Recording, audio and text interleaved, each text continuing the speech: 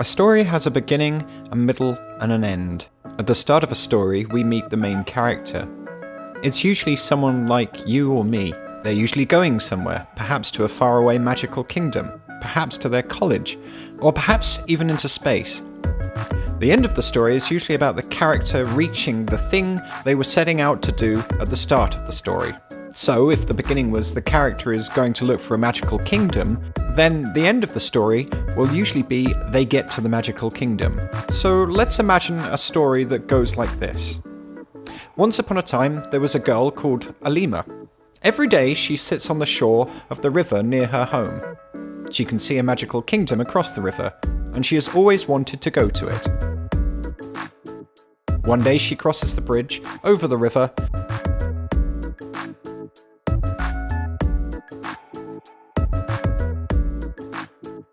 and goes into the magical kingdom.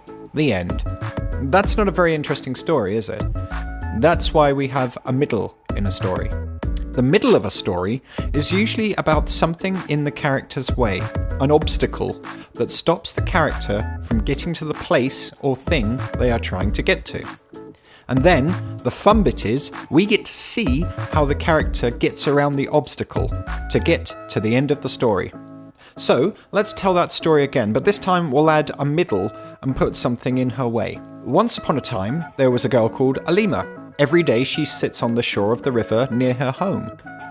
She can see a magical kingdom across the river, and she has always wanted to go there. One day, she crosses the bridge over the river to get to the magical kingdom. But, on her way across the bridge, she sees a large snake hissing on the bridge, blocking her way. It won't let her past, and if she tries to sneak across, the snake will chase her and bite her. Now this is much more interesting. Now we have an obstacle, something in Alima's way. Now she can show us how clever and brave she is by outsmarting the snake so she can get to the magical kingdom. Alima takes a branch from a tree on the shore near her home. She sets fire to the branch and runs across the bridge chasing the snake, who is afraid of the fire, and Alima gets to the other side. She goes to the magical kingdom and has a wonderful day there. That was okay, but it's not very interesting. Do you know why? It's because Alima defeated the snake very easily. In the next class, we'll look at how to make this story much more interesting.